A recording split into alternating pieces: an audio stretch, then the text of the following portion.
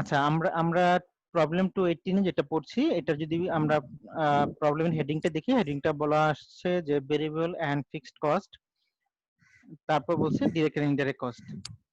Madison Senior Care Center is a non-profit organization that provides a variety of health services to the elderly. This center is organized into a number of departments, one of which is the Meals on Wheels program that delivers hot meals to seniors in their home on a daily basis.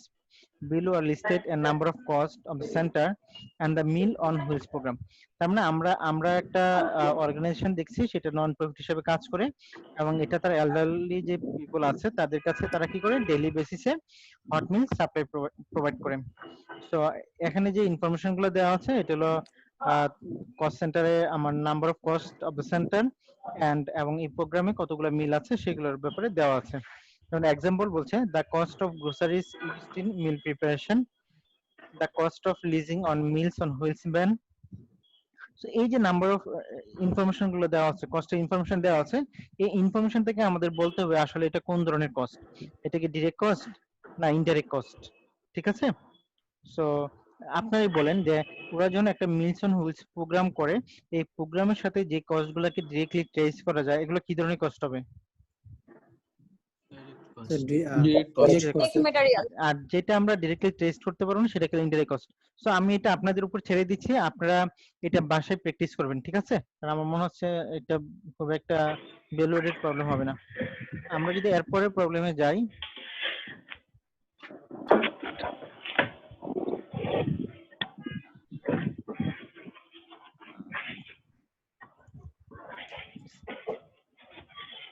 আমরা এই প্রবলেমটা একটু দেখতে পারি। এই প্রবলেমটাতে আমরা শুধু হাইলো মেথডটা করব, স্ক্যাটার অ্যানালাইসিসটা আমরা করব না। সো এটা প্রবলেম 222। এখানে কি বলা আছে দেখেন। একটু জুম করেন। জি জি প্লিজ স্যার আর একটু জুম করেন, একটু দেখতে সমস্যা হচ্ছে। জি স্যার ঠিক আছে এখন ঠিক আছে? জি sir So Pleasant View Hospital of British Columbia has just hired a new chief administrator who is anxious to employ sound management and planning techniques in the business affairs of the hospital. Accordingly, she has directed her assistant to summarize the cost structure of the various departments so that data will be available for planning purposes.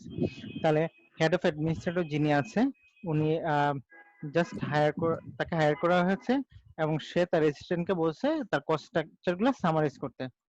The assistant is unsure how to classify the utility cost in the radiology department because these costs do not exhibit either strictly variable or fixed cost behavior.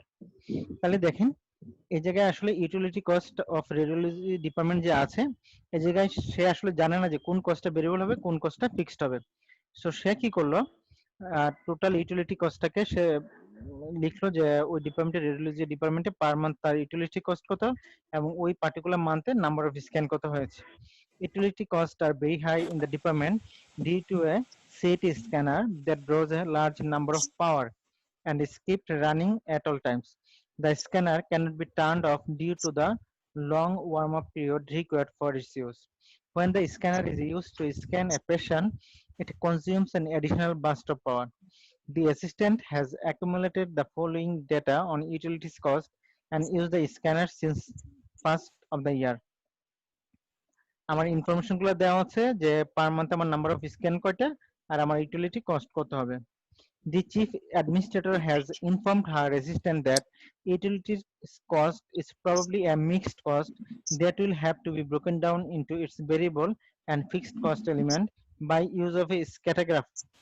The assistant feels, however, that if an analysis of this type is necessary, then the HILO method should be used, since it is easier and quicker. The controller has suggested that there may be a better approach.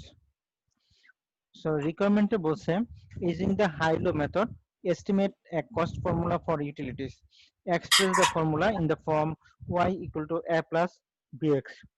তাহলে আমরা যদি এটা করতে চাই, 2 নম্বরটা scatter graph method বলেছে রিকোয়ারমেন্টে, আমরা এটাতে যাব না। আমরা 3 নম্বরে যদি বলি comment on the accuracy of the high low estimate assume a least square regression analysis estimated. Okay, 3 নম্বরটাও আমাদের আসলে যেহেতু বলছে আমরা জাস্ট হাইলো মেথডে এই জায়গায় এমফাসিস করব, ঠিক আছে? স্ক্যাটারগ্রাফ মেথডটা আমরা পরে দেখব। তাহলে এই জায়গায় প্রবলেম থেকে যদি আমরা, যেহেতু ওনারা বলছে যে এই কস্টগুলো মিক্সড কস্ট, তাহলে মিক্সড কস্ট থেকে আমরা কিভাবে ভেরিয়েবল কস্ট এবং ফিক্সড কস্ট বের করব সেটা কি আমরা জানি? জি স্যার। আমরা কি করব? স্যার হাই অ্যাক্টিভিটি লেভেল আর লো অ্যাক্টিভিটি লেভেল স্যার আগে ফাইন্ড আউট ওকে, করব স্যার। হাই অ্যাক্টিভিটি লেভেল বের করব আর লো অ্যাক্টিভিটি লেভেল বের করব এবং তাদের সাথে রিলেটেড কস্টগুলো বের করব। করার পরে আমার চেঞ্জ ইন কস্টকে আমরা change in number of scan দিয়ে ভাগ করে দেন পার ইউনিট ভেরিয়েবল কস্টটা বের করব। জি স্যার। তারপর হাই অথবা লয় কস্ট থেকে আমার ভেরিয়েবল কস্ট বাদ দিলে আমার ফিক্সড কস্ট বেরিয়ে যাবে। তাহলে এই ভেরিয়েবল কস্ট এবং ফিক্সড কস্ট যখন আমি জানবো তখন এটার উপর বেস করে আমি কি করতে পারবো, আমার কস্ট ফর্মুলাটা ডেভেলপ করতে পারবো, তাই না? Ji sir. সো এটা নিয়ে আমরা যাচ্ছি না, সো এটা আমরা সবাই পারবো ধরে নিলাম। জি স্যার। স্যার 3 নাম্বার যে স্যার রিকোয়ারমেন্ট স্যার এটা হলো স্ক্যাটারগ্রাফ আর একটা মেথড আছে যেটাতে আমরা কস্ট এস্টিমেট করতে পারি। তো বলছে যে হাইলো মেথড এবং স্ক্যাটারগ্রাফ মেথডের মধ্যে ডিফারেন্সটা বের করে দেন কোনটাতে অ্যাকুরেসি প্রোভাইড করে সেটা বের করার জন্য, ঠিক আছে? তো আমরা আর এই জায়গায় লিস্ট স্কোয়ার রিগ্রেশন কথা বলছে, সো আমরা যেহেতু ওই মেথডোলজিতে যাই নাই, সো আমরা 3 নম্বরটা নিয়ে কথা বলবো না, ঠিক আছে? আচ্ছা, আমি এবার যে প্রবলেমটাতে যাচ্ছি, cost classification and cost behaviour. এই প্রবলেমটা কি সবাই দেখতে পাচ্ছেন? প্রবলেম 225। Ji sir. এইটাই প্রবলেম পরীক্ষা আসতে পারে যদি কষ্টের ভিতর থেকে আসে। তো আমরা একটু প্রবলেমটা অ্যানালাইসিস করি, আমরা প্রবলেমটা সলিউশন করব না, এটা সলিউশন আপনারা করবেন, আমরা ডিসকাস করব, ঠিক আছে? The Dorelian company specializes in producing a set of wood patio furniture consisting of a table and 4 chair। তার মানে তারা একটা সেট অফ উড ফার্নিচার তৈরি করে যেটাতে একটা টেবিল থাকে এবং 4টা চেয়ার থাকে। This set enjoys a great popularity, and the company has ample orders to keep production going at its full capacity of 2000 sets per year। তার মানে যেহেতু এই ডিজাইনটা বা এই সেটটা পপুলারিটি পেয়েছে, যার কারণে এই কোম্পানিগুলো অনেকগুলো অর্ডার পেয়েছে এবং এই কোম্পানিটার পার ইয়ারে ক্যাপাসিটি আছে 2000। স্যার একটু মিউট করতে বলেন স্যার। যার স্যার কারণ ফোন থেকে শব্দ হচ্ছিল স্যার, এর জন্য বলছিলাম স্যার মিউট করতে বাকি। জি,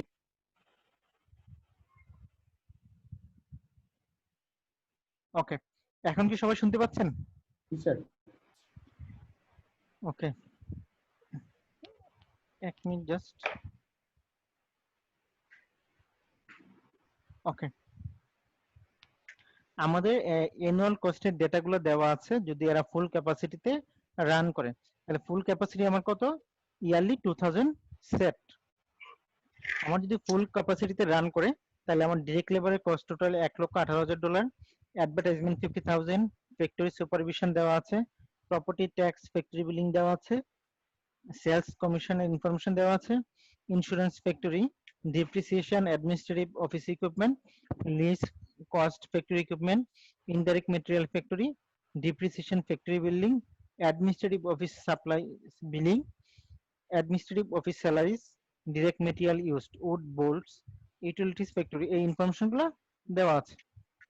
হ্যাঁ, এখন আমরা যদি এর পরের পেজে যাই, আমাদের কি কি দেওয়া আছে দেখেন, কি কি রিকোয়ারমেন্ট আছে। Prepare an answer sheet with the column heading shown below. কারণ নিচে যে আমার হেডিংটা দেওয়া আছে এটার উপর বেস করে আমাকে একটা অ্যানসার শিট তৈরি করতে হবে। Enter each item cost item on your answer sheet placing the dollar amount under the appropriate heading. তার মানে কস্ট বিহেভিয়ার প্যাটার্ন অনুযায়ী কোনটা ভেরিয়েবল কস্ট, কোনটা ফিক্সড কস্ট, কোনটা পিরিয়ড কস্ট আর কোনগুলা প্রোডাক্ট কস্ট। আর প্রোডাক্ট কস্ট হলে কোনগুলা ডিরেক্ট কস্ট আর কোনটা indirect cost. So enter each cost item on your answer sheet, placing the dollar amount under the appropriate heading. An example, this has been done already for the first 2 items in the list above. So আমরা একটু করি তাহলে আমরা প্রবলেমটা solve করি, তাই না? আমার অনেক বেটার হবে। সলভ জি করলে কি স্যার। বেটার হবে? ওকে, আমরা এক্স্যাক্টলি এই ফরম্যাটে এই জিনিসটা আমরা সাজাই, ঠিক আছে? So আমরা একটা নতুন না আচ্ছা, সামহাও আমার স্পিকার মনে হয় প্রবলেম করছে। জি স্যার, আপনার কথার আওয়াজ অনেক স্লো আসতেছে।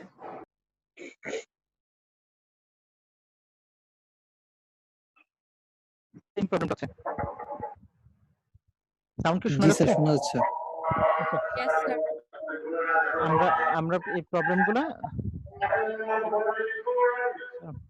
তাহলে আমরা যে কাজটা করি, আমাদের কস্ট আইটেম দেওয়া ছিল, আমরা জাস্ট ফরম্যাটটা যেরকম বলা আছে এক্স্যাক্টলি এই অনুযায়ী আমরা ফরম্যাটটা সাজিয়ে নিই।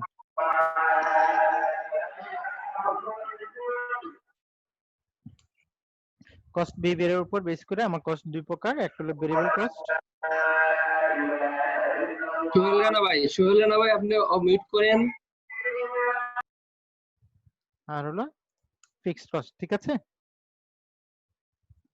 ফিক্সড কস্ট আমরা এই দুটাকে আমরা একটু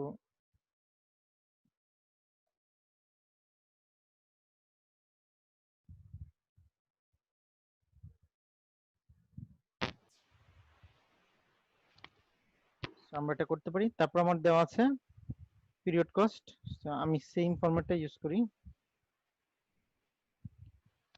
আমার দরকার নেই। পিরিয়ড কস্ট,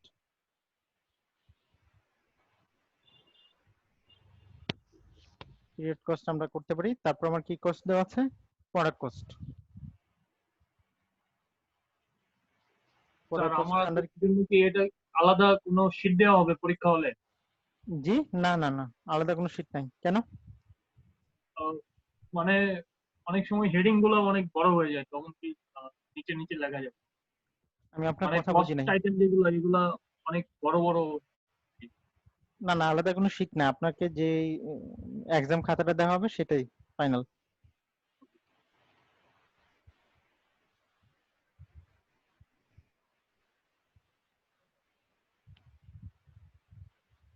ঠিক আছে, সো আমার কস্ট আইটেম গুলো দেওয়া আছে। সো কস্ট আইটেমের উপর বেস করে আমরা কি করতে পারি, এবার আমরা প্রত্যেকটা কস্ট আইটেম নিয়ে আসতে পারি।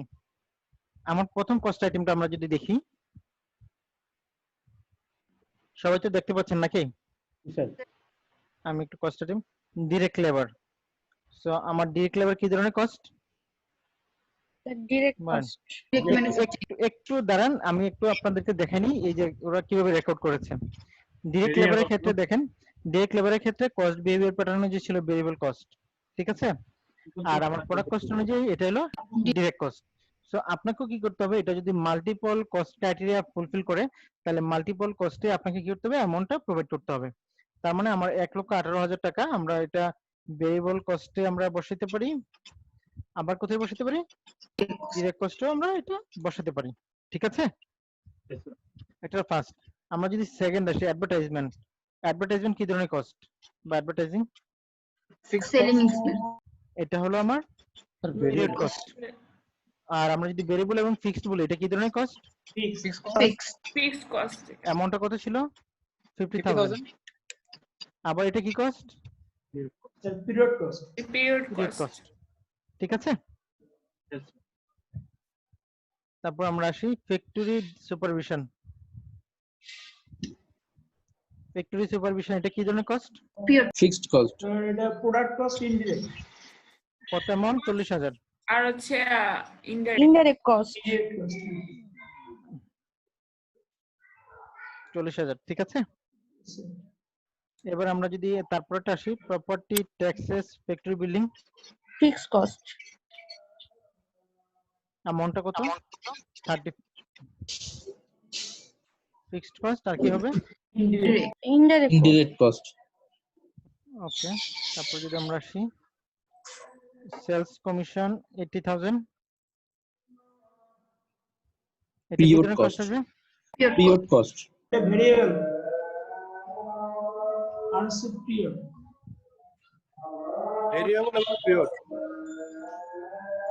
তারপর যদি আমরা ইন্স্যুরেন্স ফ্যাক্টরিতে যাই, ফিক্সড ইনডাইরেক্ট। Fixed cost. কত অ্যামাউন্ট ইন্স্যুরেন্স? 2,500। Indirect cost.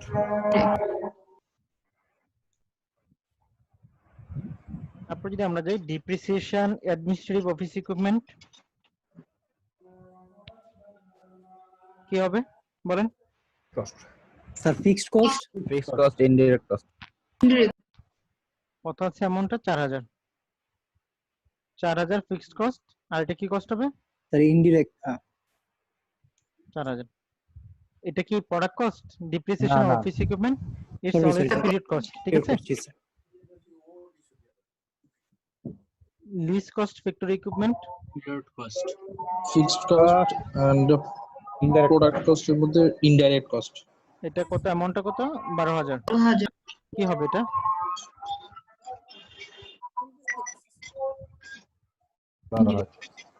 ঠিক আছে। তারপর ইনডাইরেক্ট ম্যাটেরিয়াল, ফ্যাক্টরি, স্যার এটা variable variable cost variable cost 6000। আর ইনডাইরেক্ট কস্ট আর ইনডাইরেক্ট কস্ট। ওকে, তারপর আমরা যদি ডিপ্রিসিয়েশন, ফ্যাক্টরি বিলিং আসি, তো fixed cost fixed cost indirect cost indirect and indirect 10000। And indirect cost.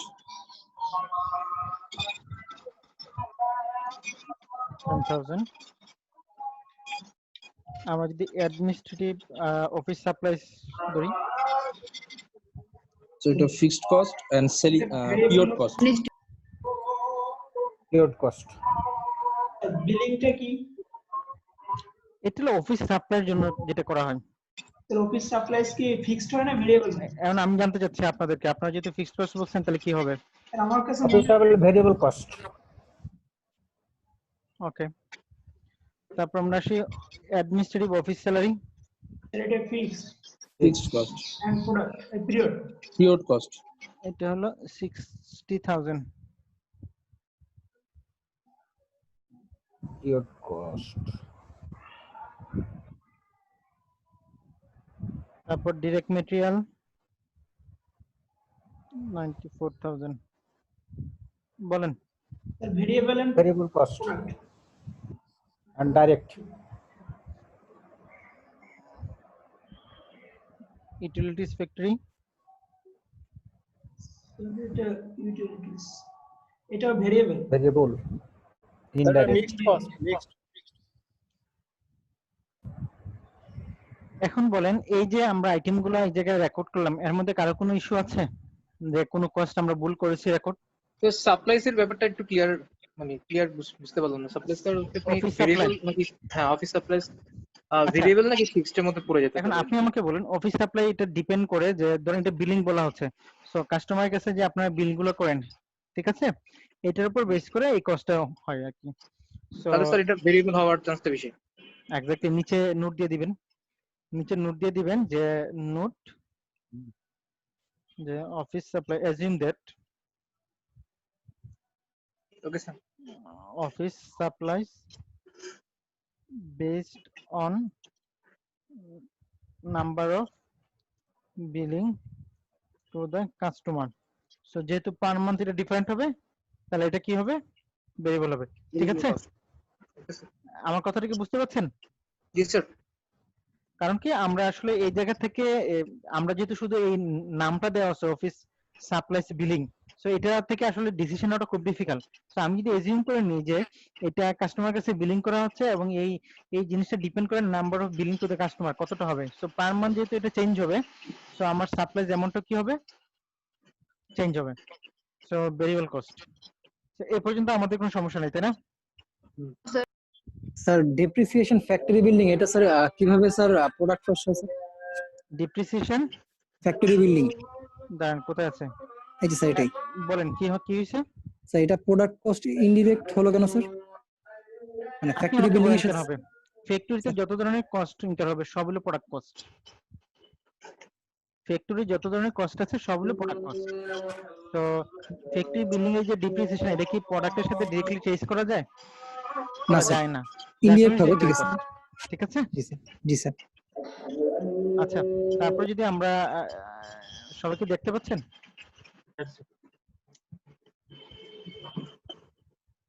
Okay, তারপর 2 নম্বর প্রবলেমে যদি আসি, total the dollar amount in each of the column one above and compute the average product cost of one set.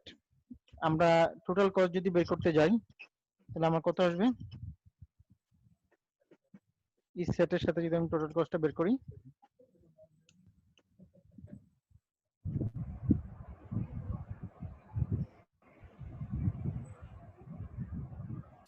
তো আমি total cost লিখতে পারি এখানে। So 2 নম্বর রিকোয়ারমেন্টের total cost যেটা সেটা আমার হয়ে গেল। কারো কোনো কনফিউশন আছে? কারো কোনো কনফিউশন নেই? তারপর 2 নম্বর রিকোয়ারমেন্ট বলছে compute the average product cost of one set. তাহলে আমার average cost for one set কি হবে? Product cost by production. তাহলে দেখেন আমার প্রোডাক্ট কস্ট ডাইরেক্ট হলো এটা প্লাস ইনডাইরেক্ট হলো এটা, তাহলে টোটাল প্রোডাক্ট কস্ট কত? এটা আমি প্রোডাকশন করি কত, আমার ক্যাপাসিটি কত? 2000 একক। তাহলে আমি যদি এটাকে 2000 দিয়ে ভাগ করি তাহলে পার ইউনিট কস্টটা বেড়ে যাবে না? Ji sir. কারো কোনো কনফিউশন আছে? জি স্যার। No sir. কনফিউশন থাকলে একটু প্লিজ বলেন। আছে? স্যার একটা আবার বোঝাই দিবেন কষ্ট করে। আমাকে বলছে যে প্রতিটা সেটের কস্ট কত, এভারেজ প্রোডাক্ট কস্ট কত সেটা বের করতে হবে। তাহলে আমার প্রোডাক্ট কস্ট বলতে আমরা কি বুঝি? ডাইরেক্ট প্লাস ইনডাইরেক্ট দুটোই তো প্রোডাক্ট কস্ট, তাই না? Ji sir. ডাইরেক্ট কস্ট, তাহলে আমার টোটাল প্রোডাক্ট কস্ট কত হবে? 2,12,000 প্লাস 94,000, তাই না? তাহলে টোটাল প্রোডাক্ট কস্ট কত হবে? 2,12,000 প্লাস 94,000, তাহলে 3,06,000। আমার নাম্বার অফ সেট কয়টা আছে? 2000 তাহলে আমি যদি 3 লক্ষ পার সেট প্রোডাক্ট কস্ট। এটাকে 2000 দ্বারা ভাগ করি তাহলে যে অ্যামাউন্টটা হবে সেটাই তো আমার কি হবে? এভারেজ পার ইউনিট কস্ট হবে, পার সেট কস্ট হবে। ঠিক আছে, আমি এটাই এই জায়গায় করলাম এখানে। ঠিক আছে, কার কোনো কনফিউশন আছে? না থাকলে আমরা এরপরে চলে যাই। Assume that production drops to only 1000 set annually. Would you expect the average product cost per set to increase, decrease or remain unchanged? এখন ধরেন আমার যদি প্রোডাকশন আমার নরমালি কতটুকু ছিল, ম্যাক্সিমাম ক্যাপাসিটিতে 2000 ছিল, প্রোডাকশন কত ছিল? 2000 ছিল। এখন আমার প্রোডাকশন যদি 1000 সেট হয় অ্যানুয়ালি, তাহলে আমার কি এভারেজ কস্ট বাড়বে না কমবে না আনচেঞ্জ থাকবে? ইনক্রিজ হবে, বাড়বে। ইনক্রিজ হবে। এখন আমাকে তো ইনক্রিজ থিওরিটিক্যালি বললে হবে না, ইনক্রিজ হবে। আমাকে কি করতে হবে? এটা প্রুফ করতে হবে যে এটা ইনক্রিজ করবে, তাই না? আমার কথা কি বুঝতে পারলাম? জি স্যার। এখানে স্যার ভেরিয়েবল যে কস্টগুলো আছে এগুলো আলটিমেটলি 1000 মানে যে পরিমাণ আমি প্রোডাক্ট করতেছি সেই পরিমাণ অনুযায়ী কিন্তু আপনার তার মানে কম বা বাড়বে। তার মানে But আমাকে fixed যে cost কাজটা গুলো করতে হবে হয়ে যাবে। এই প্রোডাক্ট কস্টের ভিতরে যে কস্টগুলো ভেরিয়েবল আছে সেগুলো আমরা ভেরিয়েবল হিসেবে ট্রিট করব, আর ফিক্সড কস্টগুলো আমাদেরকে নতুন ভাবে ট্রিট করতে হবে, তাই না? এই জি, স্যার। প্রোডাক্ট কস্টের ভিতরে আমার আবার দুই ধরনের কস্ট আছে, একটা হলো ভেরিয়েবল কস্ট আর একটা হলো Fixed cost। Fixed cost. ঠিক আছে, জি, স্যার। সো আমরা এখন বের করি। আমার 1,18,000 যে ডাইরেক্ট লেবার আছে ভেরিয়েবল। এটা কি হবে? Variable cost. এটা আমার স্যার যে কমবে। এই ফ্যাক্টরি সুপারভিশন এটা কোন ধরনের কস্ট? Fixed cost। Fixed. Fixed cost. তারপর প্রপার্টি ট্যাক্স বিল্ডিং এটা কি ধরনের কস্ট? Fixed cost। Fixed. Fixed cost. 2,500 টাকা এটা কি ধরনের কস্ট? Insurance factory Fixed. Fixed cost. Lease cost factory এটা কোন ধরনের কস্ট? Fixed. Sir fixed. Indirect material Variable. Variable sir. তারপর আছে depreciation factory, sir fixed. Fixed. তারপর আছে direct material, Variable. Variable sir. Utilities. Variable. Variable. তাহলে দেখেন আমরা যদি বের করি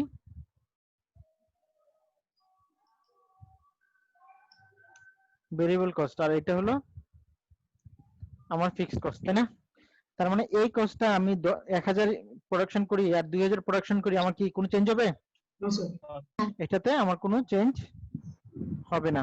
তাহলে এটা থেকে যদি আমরা পার ইউনিট কস্ট বের করি তাহলে ইউনিট কস্ট কত হবে?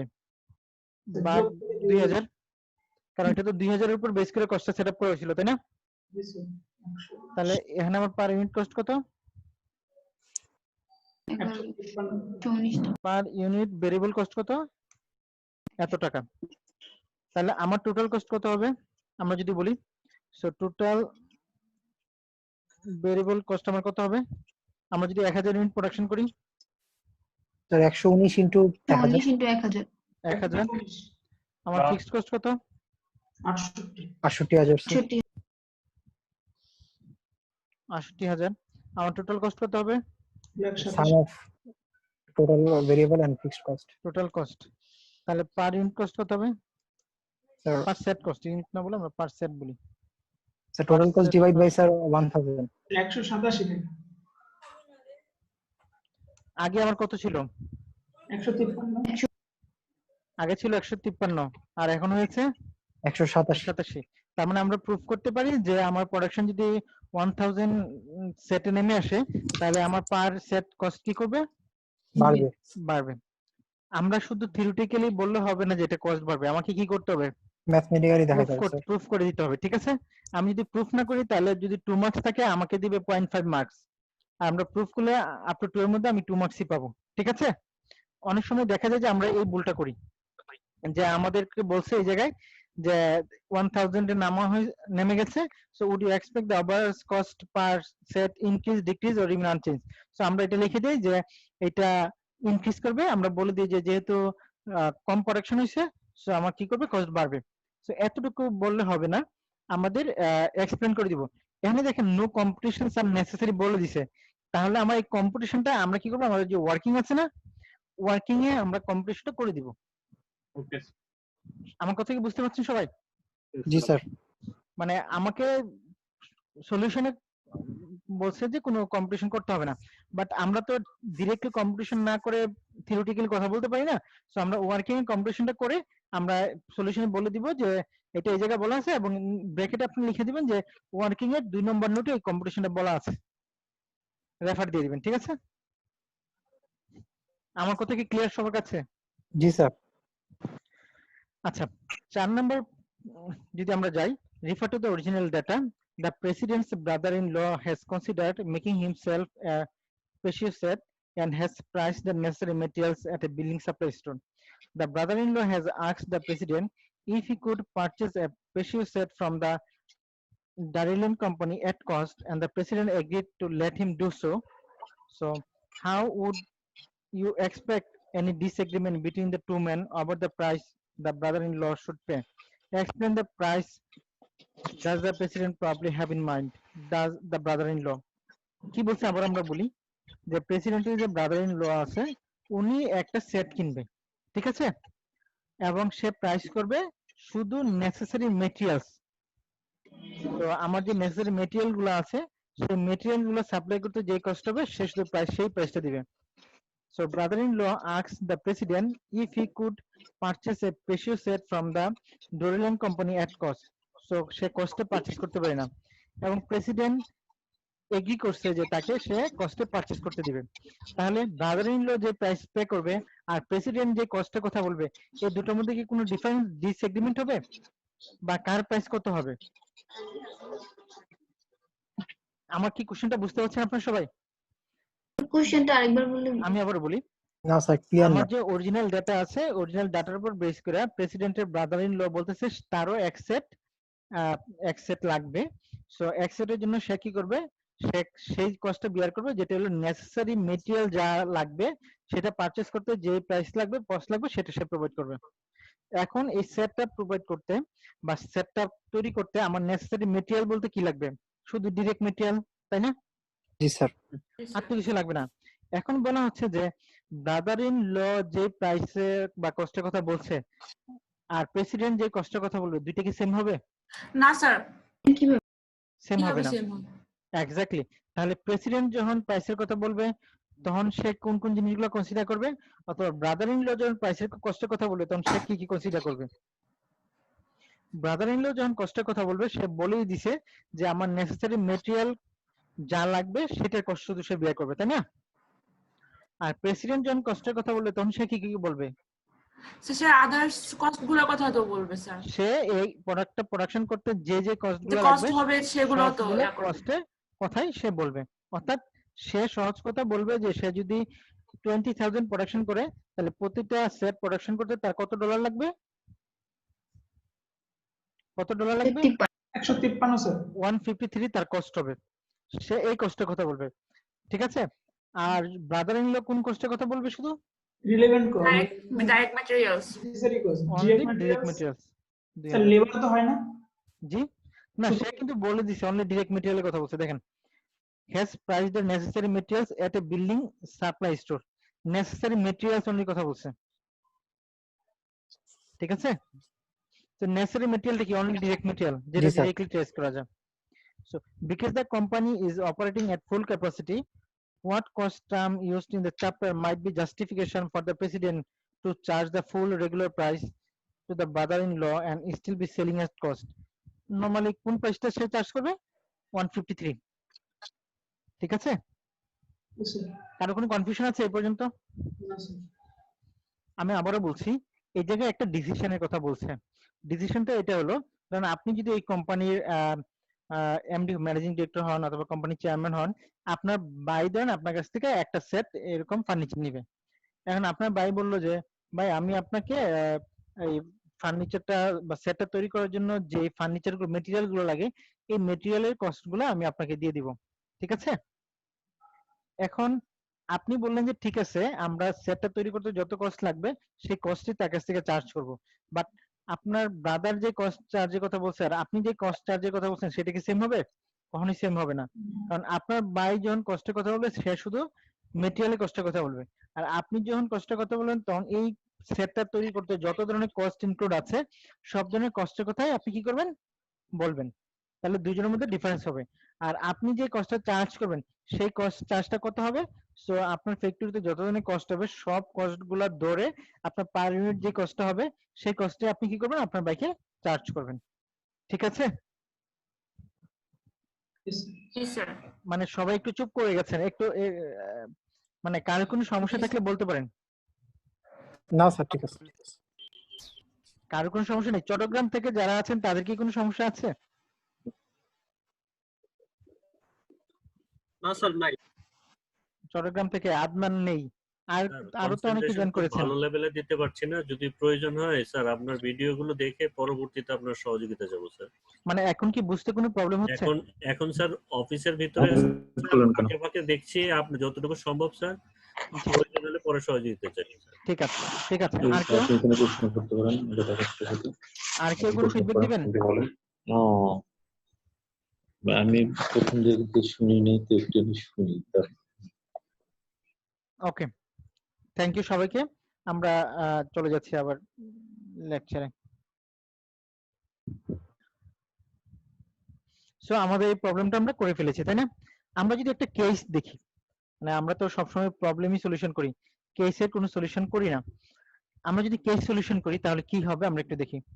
Case 226, mixed cost analysis and the relevant range. The Ramon Company is a manufacturer that is interested in developing a cost formula to estimate the fixed and variable components of its monthly manufacturing overhead cost. The company wishes to use machine hours as its measure of activity and has gathered the following data below for this year and last year. তাহলে সে machine hours এর উপর base করে সে overhead cost গুলো calculation করেছে এবং last ইয়ারে machine hour কত ছিল পার মান্থ এবং এই ইয়ারে মেশিন আওয়ার কত আসছে সেটার উপর বেস করে সে কস্ট গুলো ডিরাইভ করেছে। আমরা যদি এরপরের পেজে যাই আমরা দেখি কি করতে বলেছে।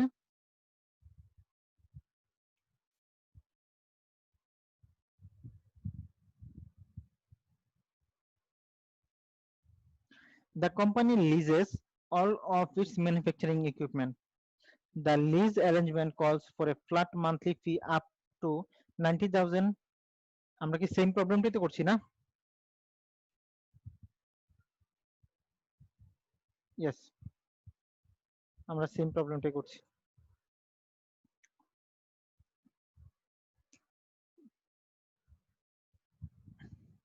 The lease arrangement calls for a flat monthly fee up to 90,500 machine hour.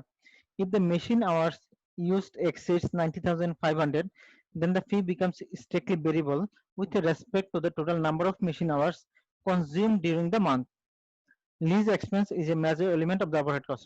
দেখেন আমাদের এই যে প্রবলেমে দেওয়া আছে বিভিন্ন ধরনের মেশিন আওয়ার দেওয়া আছে এবং রিলেটেড ওভারহেড কস্ট দেওয়া আছে। এখন বলা হচ্ছে যে এই যে মেশিন আওয়ারটার জন্য কি করে কোম্পানি যে ম্যানুফ্যাকচারিং ইকুইপমেন্টটা সেই ম্যানুফ্যাকচারিং ইকুইপমেন্ট আসলে কোম্পানি লিজ করা। সো লিজ অ্যারেঞ্জমেন্টে বলা আছে যে কোম্পানি নরমালি 19,500 পর্যন্ত মেশিন আওয়ার ইউজ করতে পারবে, এবং এটার বিপরীতে সে কি করবে, একটা মান্থলি ফি প্রোভাইড করবে। যদি কোনো কারণে এই মেশিন আওয়ারটা 19,500 মেশিন আওয়ার এক্সিড করে, তাহলে তাকে কি করতে হবে, ফিটা ভেরিয়েবল রেটে তাকে প্রোভাইড করতে হবে। সো বলা হচ্ছে if the machine hours used exceeds 19,500 then the fee becomes strictly variable with respect to the total number of machine hour consumed during the month. তাহলে এটা ভেরিয়েবল হয়ে যাবে। Lease expense is a major element of the overhead cost. এখন হাইলো method use করে estimate the manufacturing overhead cost formula। আমাকে কি করতে বলা হচ্ছে, ম্যানুফ্যাকচারিং ওভারহেড কস্ট ফর্মুলাটা বের করতে বলা হচ্ছে। তাহলে কি আমরা ফুল ফর্মুলাটা করব? তাহলে এই জায়গায় আমার ইনফরমেশন গুলো দেওয়া আছে। তাহলে দেখেন 19,500 পর্যন্ত আমার একটা মান্থলি ফিতে আমরা কি করি, লিজ রেন্টে পেমেন্ট করি।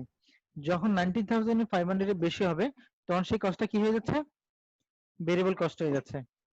এখন আমার এখান থেকে কি করতে হবে, এখান থেকে আমাকে এই ভেরিয়েবল পোরশন এবং ফিক্সড পোরশন গুলা বের করতে হবে হাইলো মেথড ইউজ করে। আমরা কিভাবে করব, জি বলেন। আমি আসলে স্পষ্ট শুনতে পাচ্ছি না।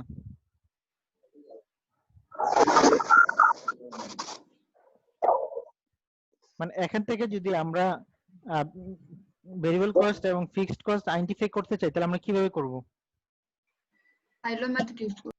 হাইলো মেথড ইউজ করব। কিভাবে ইউজ করব, change in cost hours, activity level আর লো অ্যাক্টিভিটি লেভেলের ডিফারেন্সটা বের করে দেন আমরা কি করব, এটা করব। এখন ঠিক আছে, এটার উপর বেস করে আমরা এটা ধরে নিলাম, করে ফেললাম। তারপর আমাদের কি আছে প্রবলেমে, স্ক্যাটাগ্রাফ আমরা লিস্ট রিগ্রেশন আমরা ধরি না। তারপর আসি, assume that the company consumes 22,500 machine hours during a month. Using the HILO method, estimate the total overhead cost that would be incurred at this level of activity. এটা কি আমরা বের করতে পারবো?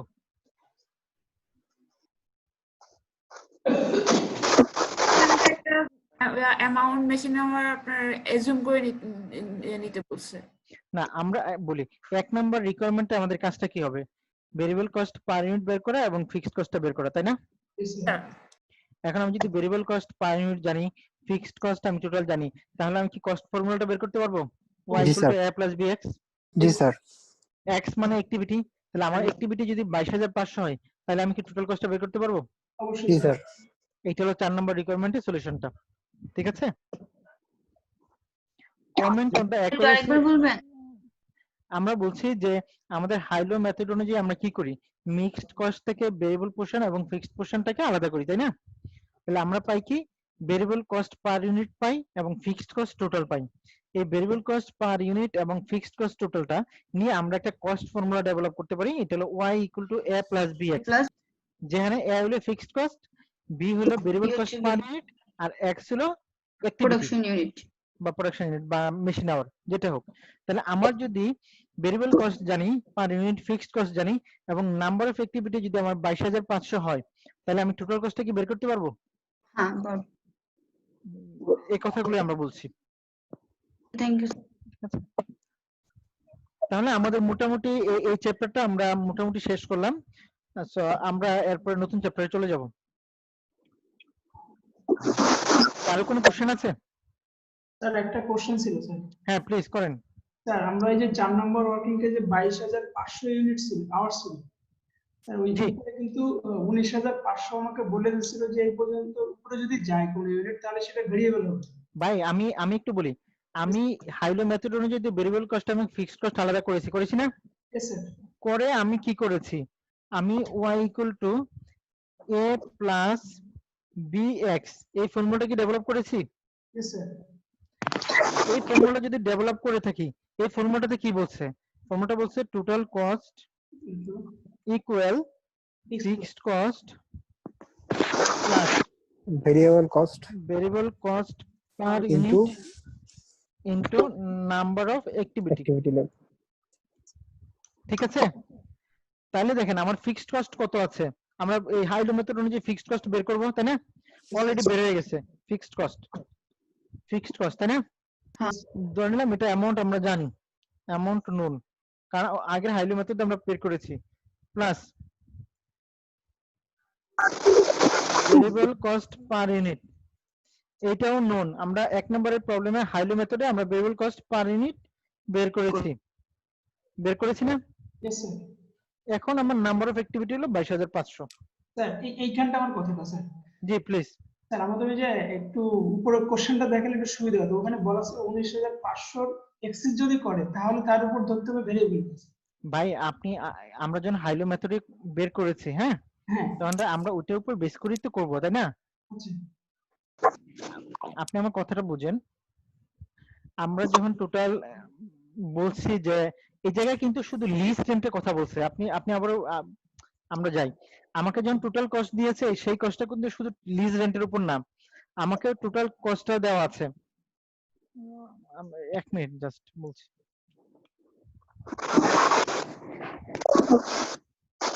এই যে প্রবলেমটা, একটু প্রবলেমটা ভালো করে দেখেন।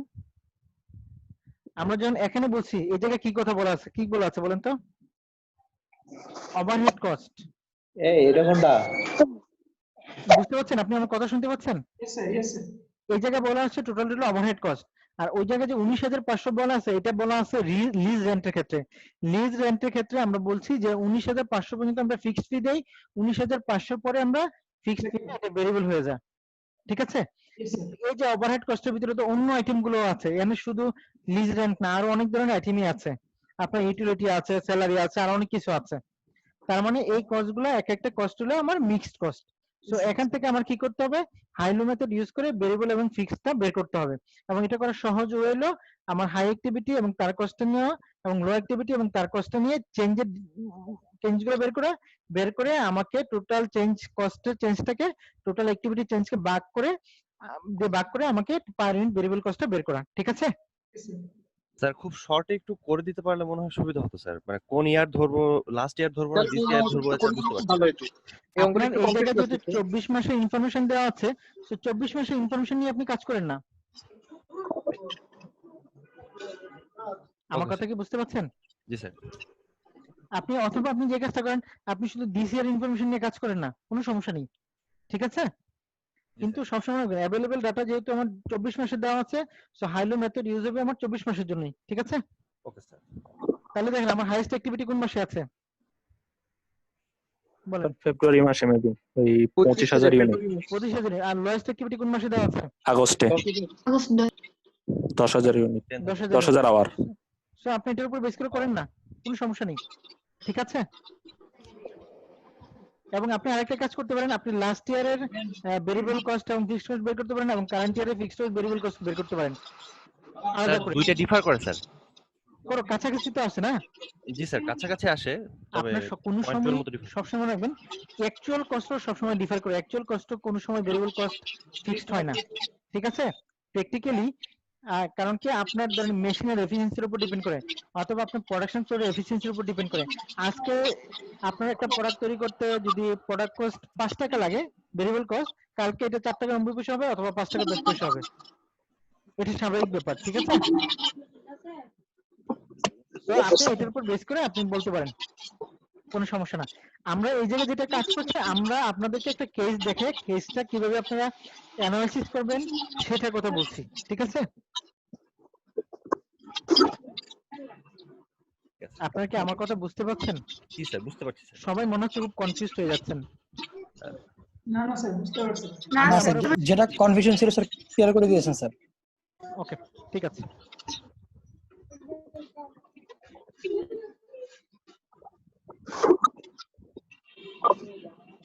আমরা এই জায়গায় কস্ট অফ কোয়ালিটি নিয়ে আমরা একটু কথা বলবো। কস্ট অফ কোয়ালিটি মাঝে মাঝে এই cost of quality short question মানে 1 মার্কস বা 2 মার্কসের আপনাদের পরীক্ষায় আসে। সো এই জন্য আমরা কস্ট অফ কোয়ালিটি নিয়ে একটু কথা বলবো যে কস্ট অফ কোয়ালিটিটা কি। দেখেন আপনি যখন হাই কোয়ালিটি প্রোডাক্ট প্রোডাকশন করেন, এই হাই কোয়ালিটির সাথে সাথে আপনার কি হয়, হাই কোয়ালিটি প্রোডাকশন করতে গেলে আপনার কি হয়, আপনার কস্ট বেশি হয়। সো কেন বেশি হয়, কিভাবে হয় সেটা আমরা একটু দেখবো। সো এই জায়গায় আমি একটু ইয়েস বলেন। কারো কোনো সমস্যা?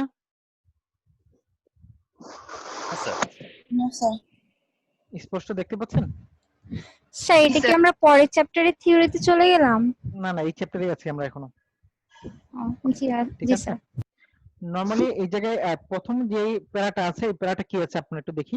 A company may have a product with a high quality design that uses high quality components, but if the product is poorly assembled or other defects, the company will have high warranty repair cost and dissatisfied customer. People who are dissatisfied with the product are unlikely to buy the product again.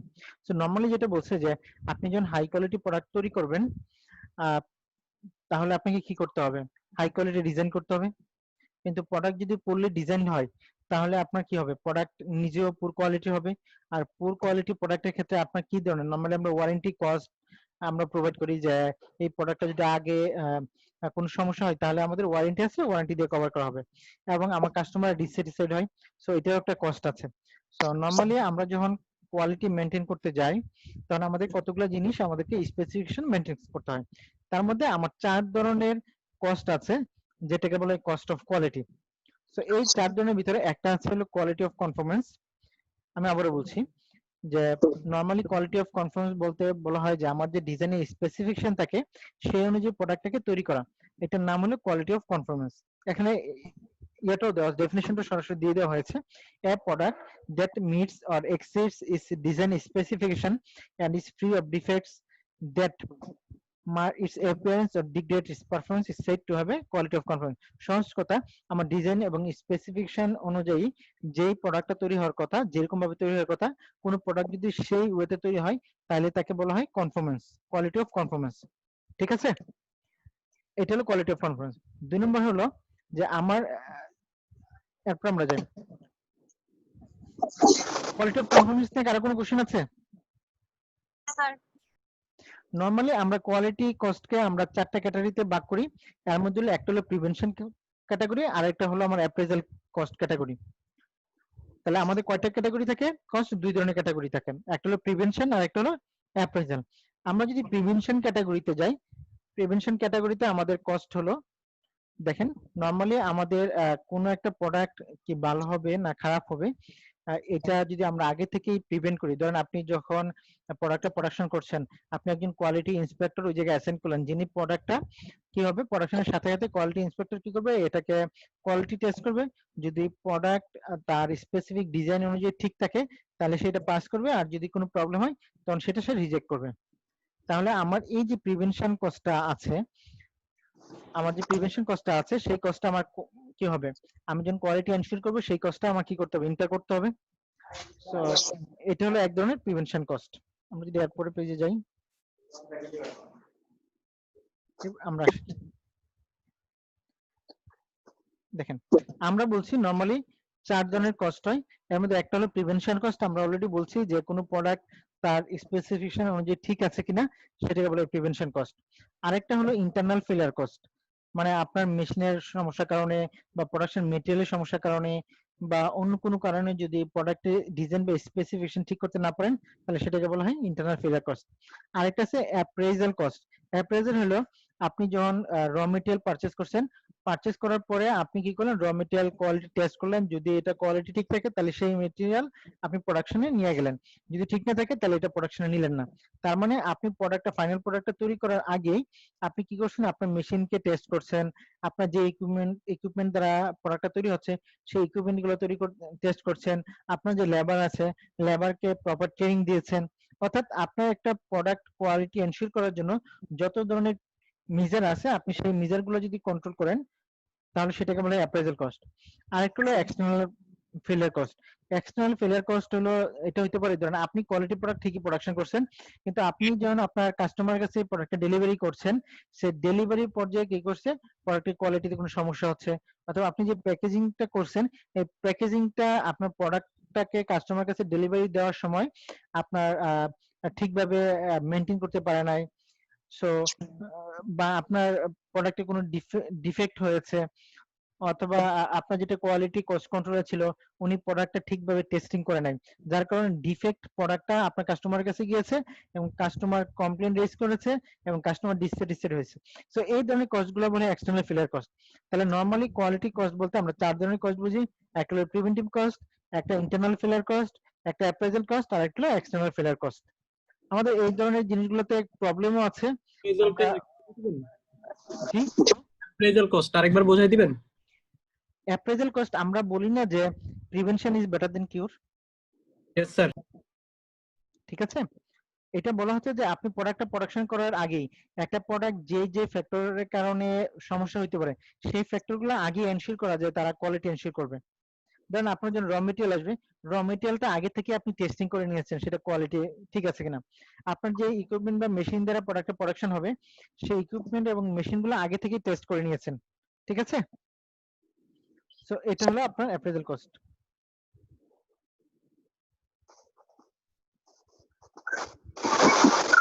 আমরা যদি একটা just normal একটা quality report আমরা একটু দেখি তাহলে আমরা কি দেখতে পারি, আমরা একটু দেখি। দেখেন, প্রিভেনশন কস্টে যদি আমরা বলি, প্রিভেনশন কস্ট হলো আমাদের কোয়ালিটি ঠিক আছে কিনা সেটা এনশিওর করা। কিভাবে আমরা করতে পারি? আমরা সিস্টেমটা ডেভেলপ করতে পারি, কোয়ালিটি ট্রেনিং করতে পারি, সুপারভিশন অফ প্রিভেনশন অ্যাক্টিভিটি করতে পারি, এবং আমার যে কোয়ালিটি কন্ট্রোলার আছে ওনাকে রিক্রুটমেন্ট করতে পারি, ঠিক আছে। অ্যাপ্রেজাল কস্ট বলতে আমার ইন্সপেকশন হতে পারে, রিলায়েবিলিটি টেস্টিং হতে পারে, supervision of testing and inspection হতে পারে, ডিপ্রিসিয়েশন অফ টেস্ট ইকুইপমেন্ট হতে পারে। এগুলো হলো অ্যাপ্রেজাল কস্ট। আমার ইন্টারনাল ফেলিয়ার কস্ট কি হতে পারে? নেট কস্ট অফ স্ক্র্যাপ, কারণ আপনার যেহেতু কোয়ালিটি এনশিওর করতে পারছেন না, সো আপনার ডিফেক্ট প্রোডাক্ট প্রোডাকশন হচ্ছে এবং এই ডিফেক্ট প্রোডাক্টগুলো আপনি স্ক্র্যাপ হিসেবে সেল করতে হচ্ছে। রিওয়ার্ক লেবার এন্ড ওভারহেড, কারণ প্রোডাক্ট যখন ডিফেক্ট হয় তখন প্রোডাক্টটাকে আবার ডিজাইন অনুযায়ী তৈরি করার জন্য আপনাকে রিওয়ার্ক করতে হয়, তো সেটা একটা কস্ট আছে। আপনার ডিফেক্ট যখন প্রোডাক্ট যখন ডিফেক্ট হয় মেশিনের ডাউন টাইমের কারণে, সো ডাউন টাইমের কারণে একটা কস্ট হবে। আপনার ডিফেক্টিভ প্রোডাক্ট তৈরি করলেন কিন্তু সেটা যদি আপনি স্ক্র্যাপ হিসেবে সেল করতে না পারেন তাহলে আপনাকে এটা ডিসপোজাল করতে হবে, সেই ডিসপোজালের একটা কস্ট আছে, এটা হলো ইন্টারনাল ফেলিয়ার কস্ট। আর এক্সটার্নাল ফেলিয়ার কস্ট কি? দেন আপনার প্রোডাক্টটা আপনার কাস্টমারের কাছে যেই স্পেসিফিকেশন ডেলিভারি দেওয়ার কথা সেই স্পেসিফিকেশন অনুযায়ী ডেলিভারি দিতে পারেন না, ডেলিভারি না দিতে পারলে কি হবে? প্রোডাক্ট সেভাবে পারফর্ম করতে পারবে না, সো আপনাকে ওয়ারেন্টি কস্ট বের করতে হবে, ঠিক আছে। মাঝে মাঝে আপনাকে এটা রিপ্লেসমেন্ট করতে হবে, আপনাকে কি করতে হবে? এই প্রোডাক্টটাকে আপনার মাঝে মাঝে সার্ভিসিং করে দিতে হবে। সো এই ধরনের কস্টগুলোকে বলা হয় এক্সটার্নাল ফেলিয়ার কস্ট। তাহলে আমার কস্ট কয় ধরনের? 4 ধরনের। এই যে কস্ট 4 ধরনের, আপনার এই রিপোর্টটাতে যদি আপনারা যান, এই রিপোর্টটাতে আপনারা কোনটা কোন ধরনের কস্টটা কোন আইটেমে পড়বে সেটা বলা আছে। প্রিভেনশন কস্ট কি, অ্যাপ্রেজাল কস্ট কি। প্রিভেনশন কস্ট এবং অ্যাপ্রেজাল কস্ট এই দুইটা, একটা হলো প্রিভেন্ট ইজ বেটার দেন কিউর, তার মানে আপনাকে কি করতে হবে? আপনার এফেক্টিভ হওয়ার আগে আপনার প্রিভেনশন নিতে হবে। আর অ্যাপ্রেজাল কস্ট, সরি আমি উল্টা বলছিলাম একটু আগে। অ্যাপ্রেজাল কস্ট হলো ডিউরিং আপনি যখন প্রোডাক্টটা প্রোডাকশন হবে এই সময়ে আপনার এনশিওর করা যে প্রোডাক্টের কোয়ালিটি ঠিক আছে, সেটা হলো অ্যাপ্রেজাল কস্ট।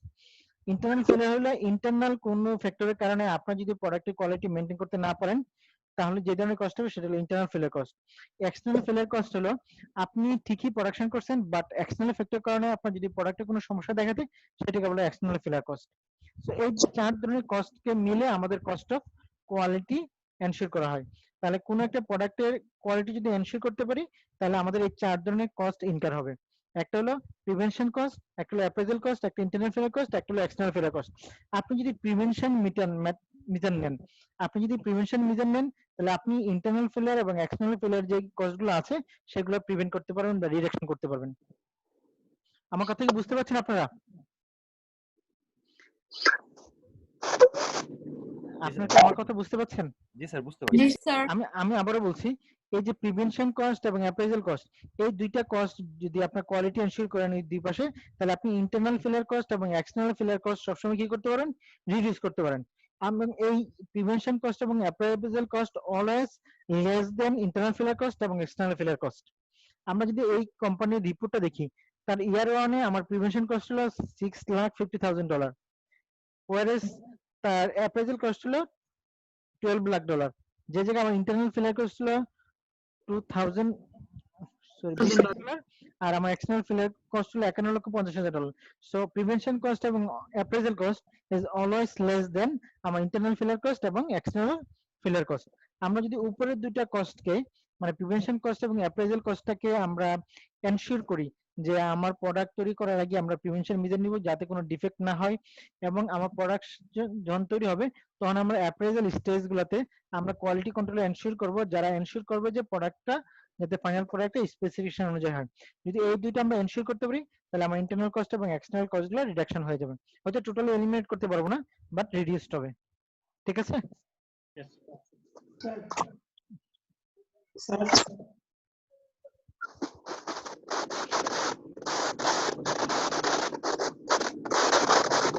কিছু বলতে চাচ্ছেন? জি স্যার। প্লিজ স্যার পাশের পার্সেন্টেজটা একটু বলার ছিল। পার্সেন্টেজটা হলো আপনার টোটাল কস্টের পার্সেন্টেজ।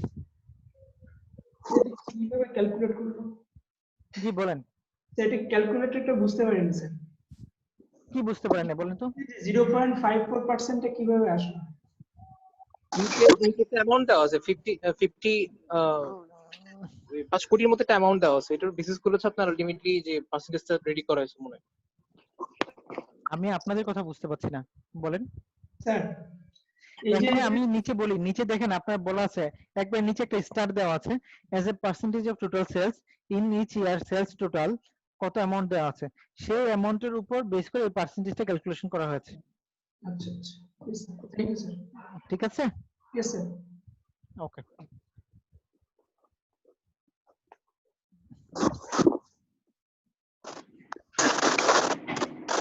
পরীক্ষায় এই ধরনের কোনো প্রবলেম আসতে পারে, আপনারা এই জি একটু বুক রেফারেন্সটা বললে স্যার একটু ভালো হতো স্যার। আমি গ্যারিসনের 15th এডিশন বই নিয়ে কথা বলছি। জি স্যার, গ্যারিসনের 15th এডিশন।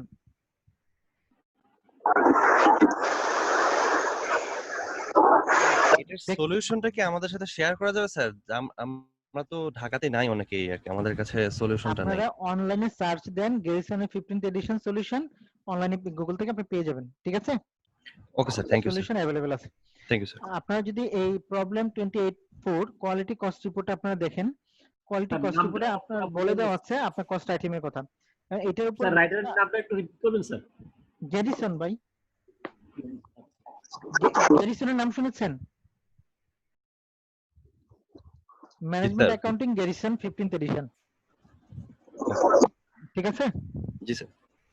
ওকে, আমরা যদি এই প্রবলেমটা দেখি, আমরা যদি একটা কস্ট রিপোর্ট তৈরি করি, এখান থেকে আপনারা একটু বলেন তো আমার প্রিভেনশন কস্ট কোনটা হবে, অ্যাপ্রেজাল কস্ট কোনটা হবে, ইন্টারনাল ফেলিয়ার কস্ট কোনটা হবে, এক্সটার্নাল ফেলিয়ার কস্ট কোনটা হবে?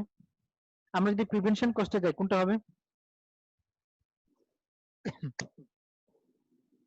কোয়ালিটি ইঞ্জিনিয়ারিং, হুম, সিস্টেম ডেভেলপমেন্ট, জি, সুপার সিস্টেম ডেভেলপমেন্ট।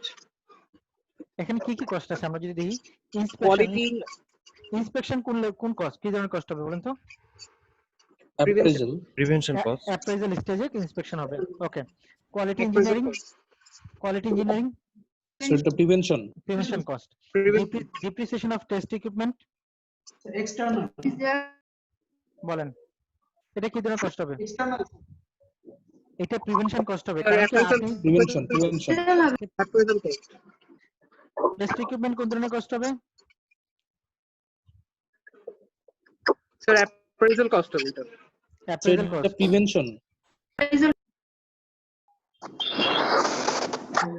আচ্ছা, টেস্ট ইকুইপমেন্ট কোন স্টেজে লাগে বলেন তো?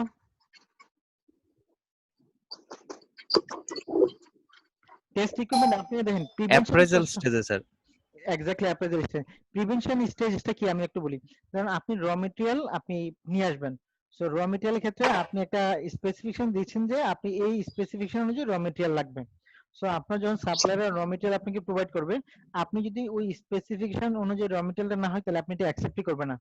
এটাকে বলা হয় প্রিভেনশন স্টেজ। ঠিক আছে?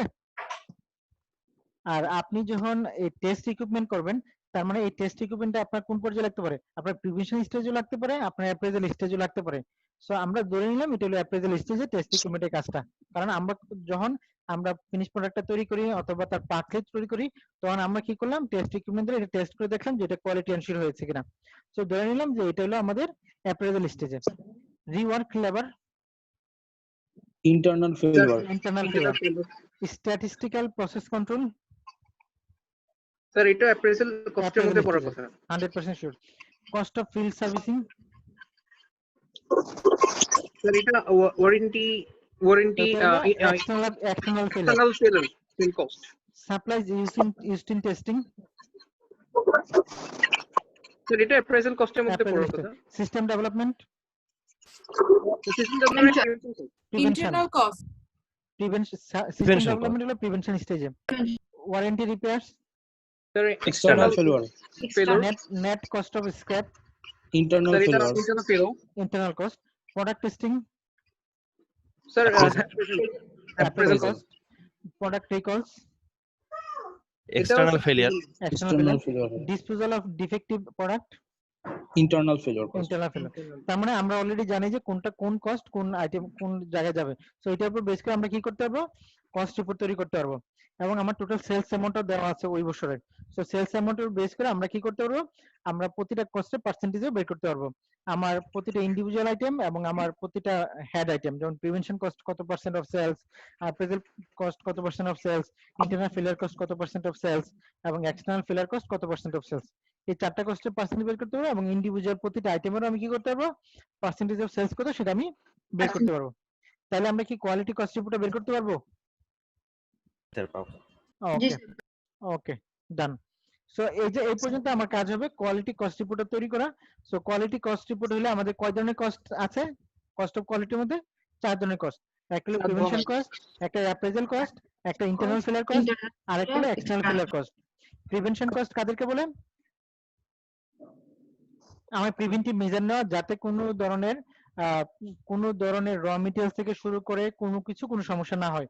আমি প্রোডাকশন তৈরি করার আগে আমার মেশিনারি ইকুইপমেন্ট সব চেক করে নিব, টেস্ট ইকুইপমেন্ট সব চেক করে নিব, আমার সিস্টেম যদি কোনো সমস্যা থাকে সিস্টেম ডেভেলপমেন্ট করে নিব, আমার প্রোডাক্ট র মেটেরিয়াল যদি এসে থাকে র মেটেরিয়ালের স্পেসিফিকেশন অনুযায়ী ঠিক আছে কিনা সেগুলো এনশিওর করে নিব। সো এগুলো হলো সব প্রিভেনশন স্টেজে। অ্যাপ্রেজাল স্টেজটা কি? আমি যখন প্রোডাকশনটা চলবে তখন প্রতিটা স্টেজে আমি কি করব, এনশিওর করব যে আমার প্রোডাক্ট কোয়ালিটি যেভাবে হওয়ার কথা সেই অনুযায়ী ম্যানেজ হচ্ছে। ইন্টারনাল ফেলিয়ার কস্টটা কি? যে আমি যখন ইন্টারনালি যখন প্রোডাক্টটা তৈরি করছি কোনো পর্যায়ে যদি আমি কন্ট্রোল মেকানিজম নিতে ব্যর্থ হই তাহলে যেই কস্টগুলো ইনকার হবে সেগুলো ইন্টারনাল ফেলিয়ার কস্ট। আর এক্সটার্নাল ফেলিয়ার কস্ট কি? যে আমার যদি প্রোডাক্টটা আমার কাছ থেকে বের হয়ে চলে যায় অথবা কাস্টমার কাছে যায় তখন যে কস্টগুলো হইতে পারে ডিফেক্ট প্রোডাক্টের কারণে সেই কস্টগুলোকে বলে এক্সটার্নাল ফেলিয়ার কস্ট। ঠিক আছে? কারো কোনো কোশ্চেন আছে এই পর্যায়ে? আমরা কোন কোশ্চেন থাকলে আমরা এই পর্যায়ে কোশ্চেন করতে পারি। আমাদের কস্ট আইডেন্টিফিকেশন এন্ড বিহেভিয়ার প্যাটার্নে আমাদের মোটামুটি শেষ হলো। আমরা এই বইটা যেহেতু আমরা ফলো করছি, বইটা যেভাবে গিয়েছে আমরা এক্স্যাক্টলি সেই ওয়েতেই যাব। ঠিক আছে? সো এরপরে চ্যাপ্টারের বইতে যা আছে জবরে কস্টিং আছে, আমরা জবরে কস্টিং করাবো। অর্থাৎ বইটা আমরা পড়বো, অন্য কোনো কিছু নিয়ে আমরা যাব না। কারো কোনো কনফিউশন আছে? স্যার জি, কোনো কনফিউশন নাই, সেটাই বলছিলাম। ওকে ঠিক আছে। আমাদের এরপরে চ্যাপ্টারটা হলো জবরা কস্টিং। সো জবরা কস্টিং এ আমরা আসলে কি কি শিখবো এই জিনিসটা একটু আমরা দেখে নিই, আমাদের জন্য বেটার হবে আসলে কি কি শিখবো। সো জবরা কস্টিং যদি আমরা করতে চাই তো প্রথমে আমাকে প্রি ডিটারমাইন্ড ওভারহেড একটা রেট আছে, সেই রেটটা বের করতে হবে। কেন বের করতে হবে সেটা আমরা একটু পরে আসছি। এই প্রি ডিটারমাইন্ড ওভারহেড রেটটা আমাকে কি করতে হবে, কোনো একটা প্রোডাক্টে বা কোনো একটা জবে অ্যাপ্লাই করতে হবে। সো কিভাবে করতে হবে সেটা আমরা বের করব। কোন একটা প্রোডাক্টের যদি আমরা প্রোডাকশন করি তাহলে তার এভারেজ কস্ট পার ইউনিট কত হবে অথবা একটা জবে টোটাল কস্ট কত হবে সেটা আমরা বের করব। জবরা কস্টিং এ আমার কস্ট ফ্লোটা কিভাবে হয় সেটা আমরা বের করব। তার জার্নাল এন্ট্রি কিভাবে করতে হয় সেটা আমরা দেখব। টি অ্যাকাউন্ট অর্থাৎ লেজার কিভাবে করতে হয় সেটা আমরা দেখব। এগুলোর উপর বেস করে আমরা cost of goods sold statement কিভাবে তৈরি করতে হয়, ঠিক আছে, এবং cost of goods manufacture statement কিভাবে তৈরি করতে হয় সেই জিনিসগুলো আমরা শিখব। আমরা আন্ডার অ্যাপ্লাইড এবং ওভার অ্যাপ্লাইড আইটেমগুলো কি আছে সেগুলো আমরা শিখব। ওভার অ্যাপ্লাইড হলে আমরা কিভাবে অ্যাডজাস্টমেন্ট দিব, বা আন্ডার অ্যাপ্লাইড হলে আমরা কিভাবে অ্যাডজাস্টমেন্ট দিব সেই জিনিসগুলো আমরা শিখব। অ্যাক্টিভিটি বেসড আমরা এই জায়গা করব না। সো আমাদের এই চ্যাপ্টারে বেসিক্যালি আমাদের কাজটা হবে জব অর্ডার কস্টিং এ বেসিক্যালি আমার কাজটা হবে কোন একটা পার্টিকুলার জবের কস্ট কত হবে সেটা বের করা। ঠিক আছে? এখন এই যে পার্টিকুলার কস্টের জবের কস্টটা বের করব, এইটা বের করতে হলে আমার কি করতে হবে, এই পার্টিকুলার জবের সাথে আমার র মেটেরিয়াল কস্ট কত, আমার লেবার কস্ট কত এবং আমার ওভারহেড কস্ট কত সে বের করতে হবে। এখন একটা জিনিস দেখেন, আমি একটা জবের জন্য র মেটেরিয়াল কতটুকু লাগবে সেটা আমরা কিন্তু জানি, কারণ আমাদের কি করতে হয়, আমরা যখন কোনো একটা প্রোডাক্ট ডিজাইন করি, সো তার কোন মেটেরিয়ালটা লাগবে, তার কতটুকু অ্যামাউন্ট লাগবে মানে কোয়ান্টিটি লাগবে, এবং তার কস্ট কত, সেই জিনিসগুলো কিন্তু আমি আগে থেকেই জানি। আমার লেবার কতটুকু লাগবে, সময় লাগবে, এবং লেবারের কস্ট কত সেটাও আমরা জানি। তার মানে কোনো একটা জবের বা প্রোডাক্টের কস্টের ক্ষেত্রে আমার র মেটেরিয়াল কস্ট এবং লেবার কস্ট আমরা মোটামুটি জানি এবং ডিরেক্টলি টেস্ট করতে পারি। আমাদের প্রবলেমটা হলো আমরা ওভারহেড কস্ট গুলো আমরা টেস্ট করতে পারি না, কারণ ওভারহেড কস্ট যদি ধরুন বছরের শুরুতে আমাকে যদি একটা অর্ডার দেওয়া হয় যে আমার থেকে 500 মার্কার তারা চাচ্ছে, এখন প্রতিটা মার্কারের কস্ট কত, সো একটা মার্কার তৈরি করতে হলে আমার মেটেরিয়াল কতটুকু লাগবে সেটা আমরা জানি। অলরেডি মেটেরিয়াল আমার গোডাউনে থাকতে পারে বা ফ্যাক্টরিতে থাকতে পারে, সো ওই মেটেরিয়ালের কস্ট কত সেটা আমরা জানি। আমার লেবারকে পার আওয়ার কস্ট কত অথবা মান্থলি কস্ট কত সেটাও আমরা জানি, এবং এই মার্কারটা তৈরি করতে আমার লেবার কতটুকু টাইম লাগবে সেটাও আমরা জানি। তাহলে মেটেরিয়াল কস্ট এবং লেবার কস্ট ডিরেক্টলি আমরা আইডেন্টিফাই করতে পারছি, বাট ওভারহেড কস্ট আমরা কিভাবে আইডেন্টিফাই করব, কারণ আমরা তো এখনো মার্কেটটা প্রোডাকশনই করি নাই।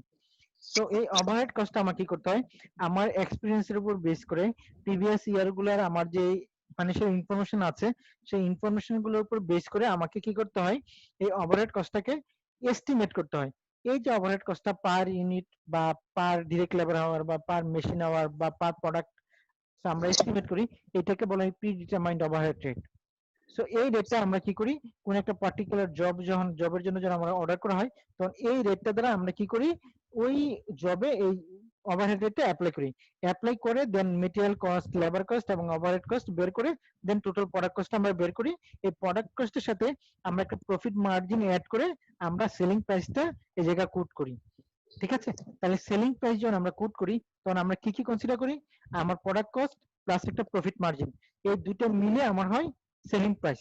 মানে প্রোডাক্ট কস্ট, যেহেতু আমার প্রোডাক্ট কস্টের ক্ষেত্রে আমি আবার বলছি ওভারহেডটা আমরা জানি না, সেজন্য ওভারহেডের ক্ষেত্রে আমরা কি করি, আগের ইয়ারের এক্সপেরিয়েন্স থেকে ডেটা থেকে আমরা কি করি, পার ইউনিট ওভারহেড কস্ট নিয়ে আসি।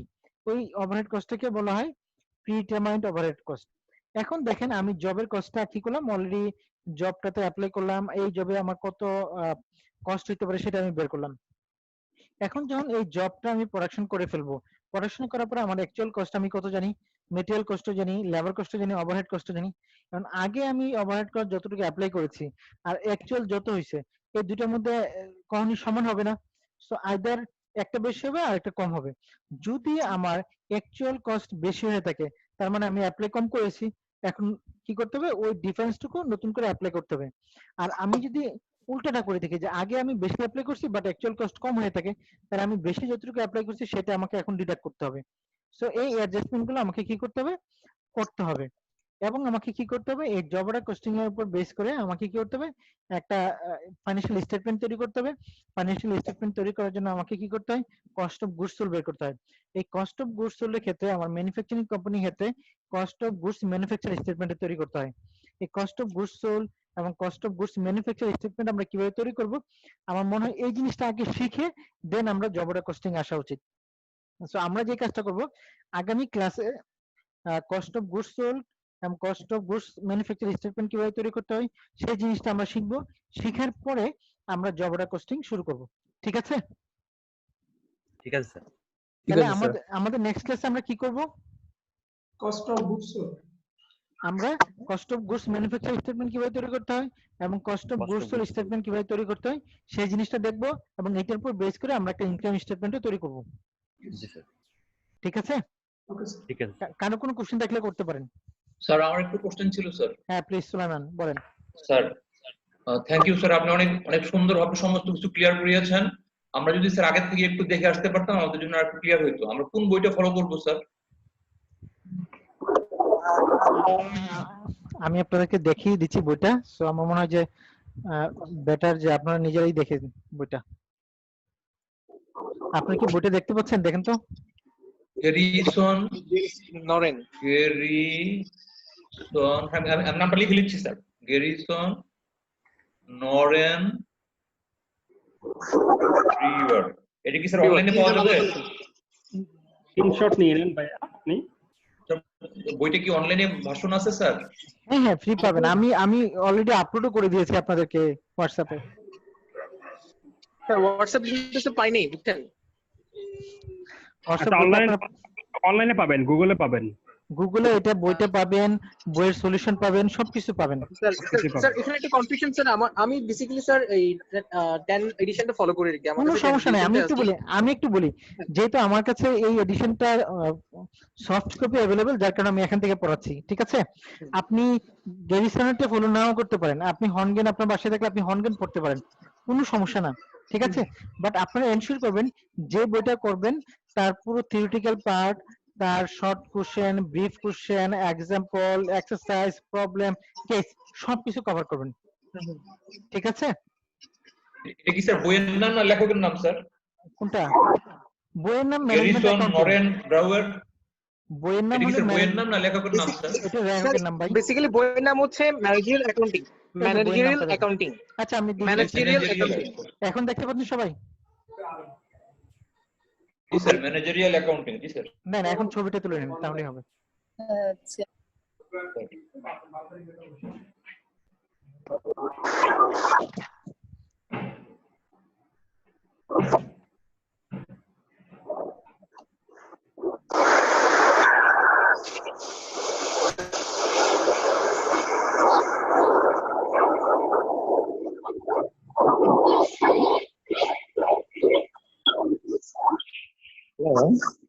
হ্যাঁ, কারো কোনো কোশ্চেন আছে আর? স্যার এই বইটার দরকার ছিল। জি থ্যাংক ইউ স্যার। আচ্ছা তাহলে আমরা যে কাজটা করব, আগামী ক্লাসে আমরা বলছি যে cost of goods manufacture statement কিভাবে তৈরি করতে হয় সেটা দেখব। আমরা যদিও জবরা কস্টিং আমরা আসলে এই জিনিসগুলো অনেকটাই দেখতে পাবো, বাট একটু জবরা কস্টিং আমরা একটু পরে করি। আগে আমরা আসলে cost of goods manufacture statement কিভাবে তৈরি করতে হয়, cost of goods sold statement কিভাবে তৈরি করতে হয়, ইনকাম স্টেটমেন্ট কিভাবে তৈরি করতে হয় সেই জিনিসটা আমরা আগে দেখি, দেখার পরে আমরা এটা করব, ঠিক আছে? আপনাদেরকে অলরেডি সব ধরনের মেটেরিয়ালস আমি প্রোভাইড করে দিয়েছি। সো জয় মেবি গুগল ড্রাইভ থেকে শেয়ার করে দিয়েছি তার ড্রাইভের লিংকটা, আশা রাখি আপনারা পেয়ে যাবেন। হোয়াটসঅ্যাপে স্যার আপনার সাথে অ্যাড করব কিভাবে স্যার এটা একটু আপনি জয়ের সাথে একটু কন্টাক্ট করেন, জয় অ্যাড করে দিবে, ঠিক আছে? ঠিক আছে। আর কারো কোনো কোশ্চেন আছে? স্যার এনি টাইপ অফ, যেহেতু আমাদের আরো 4 মিনিট সময় আছে, আপনারা এনি টাইপ অফ কোশ্চেন করতে পারেন। Sir income statement, cost of goods sold এগুলা কোন বইয়ের? এটা কি মানে গ্যারিসনের বইতে কি এগুলা ফলো করবেন নাকি? জি জি সব আছে ভাই, বইয়েও সব আছে।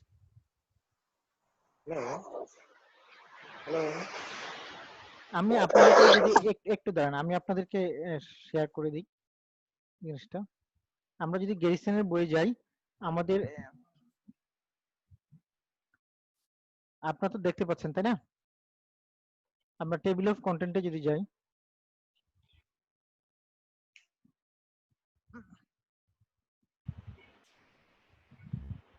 something wrong, okay,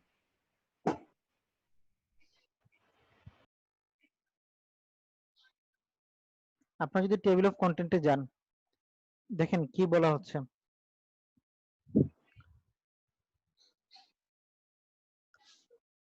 আমাদের 3 নম্বর চ্যাপ্টারের নাম হলো জবরা কস্টিং, 4 নম্বর চ্যাপ্টারের নাম হলো প্রসেস কস্টিং, 5 নম্বর চ্যাপ্টার হলো সিবিপি, 6 নম্বর চ্যাপ্টারটা হলো ভেরিয়েবল কস্টিং এন্ড হলো অ্যাবজর্পশন কস্টিং, 7 নম্বর অ্যাক্টিভিটি কস্টিং, 8 নম্বর মাস্টার অ্যাক্টিভিটি কস্টিংটা আপনাদের পরীক্ষায় মনে হয় একবার মাত্র আসছে, সো সমস্যা নেই। আপনারা যে কাজটা করবেন কস্ট অফ গুডস সোল্ড বা কস্ট অফ গুডস সোল্ড অথবা কস্ট অফ গুডস ম্যানুফ্যাকচার, এটার জন্য আমি যে লেকচার শিটটা আপনাদেরকে শেয়ার করেছি সেই লেকচার শিটটাতে আপনারা গো থ্রু করেন, ঠিক আছে? সবাই কি বুঝতে পারছেন আমি কি বলছি? জি স্যার। আমি যে লেকচার শিট আপনাদের সাথে শেয়ার করেছি, আপনারা সেই লেকচার শিটটা আপনারা একটু ফলো করেন তাহলেই হবে। আমরা যে কাজটা করব, আমরা নেক্সট ক্লাসে এই চ্যাপ্টারটা পড়াবো, কস্ট অফ। আপনারা কি দেখতে পাচ্ছেন আমার স্ক্রিন? Yes sir. সো আমরা এখান থেকে শুরু করব। এটা অলরেডি আপনারা এই জিনিসগুলো জানেন। তারপর সিজিএম এর প্রবলেমগুলো নিয়ে আমরা কাজ করব। সরাসরি cost of goods manufacture statement কিভাবে তৈরি করতে হয় সেই জিনিসগুলো আমরা এই জায়গায় কতগুলো প্রবলেম আছে সেই প্রবলেমগুলো থেকে আমরা এই জিনিসগুলো সলভ করব। এই যে প্রবলেমগুলো আছে প্রবলেমগুলো যদি আমরা দেখি একটু, এই যে প্রবলেমগুলো আছে কিভাবে cost of goods manufacture statement তৈরি করতে হয়, অথবা আমরা সরাসরি গ্যারিসনের বইয়ে চলে যাব, ঠিক আছে? ওখান থেকে আমরা তৈরি করতে পারবো। অথবা আমরা যে কাজটা করব, আপনাদের কাছে তো ম্যানেজমেন্ট অ্যাকাউন্টিং এর কোশ্চেনের সফট কপি আছে কারো কাছে? জি স্যার আছে। তাহলে একটু আমাকে শেয়ার করে দিয়েন। সো আমরা যে কাজটা করতে পারি, কস্ট অফ গুডস ম্যানুফ্যাকচার বা cost of goods sold income statement ওই কোশ্চেনের সলিউশনটা আমরা করতে পারি। তাহলে এক আপনার কোশ্চেন সলিউশন হয়ে যাবে, আর কিভাবে করতে সেটা আপনারা বুঝে যাবেন, ঠিক আছে? আচ্ছা ঠিক আছে। তাহলে আপনারা একটু আমার হোয়াটসঅ্যাপ, আমার নাম্বারটা তো আপনাদের গ্রুপে আছে, সো আমার নাম্বারে একটু আপনারা কোশ্চেনটা শেয়ার করে দিয়েন। ঠিক আছে স্যার, আমি শেয়ার স্যার করব। হোয়াটসঅ্যাপ গ্রুপের লিংকটা কি আরেকবার একটু শেয়ার করা যাবে স্যার? আমরা তো পরের ক্লাস থেকে কয়েকজন অ্যাটেন্ড করেছি। জয়, আপনি একটু শেয়ার করে দিবেন। দেখছি স্যার, আর যারা ফেসবুক গ্রুপে আছে এই আচ্ছা, যে চ্যাট অপশন যেটা আছে এখানে, চ্যাট অপশনটাতে শেয়ার করলেই হবে আর কি, আমরা ওখান থেকে কপি করে নিতে পারবো। আপনি একটু শেয়ার করে দিন, কারণ আমরা জাস্ট 1 মিনিটের ভিতরে আমরা ওয়েট করব, ঠিক আছে? সো থ্যাংক ইউ সবাইকে, থ্যাংক ইউ ভেরি মাচ। ইনশাআল্লাহ আবার আগামীকাল দেখা হবে। Thank you sir.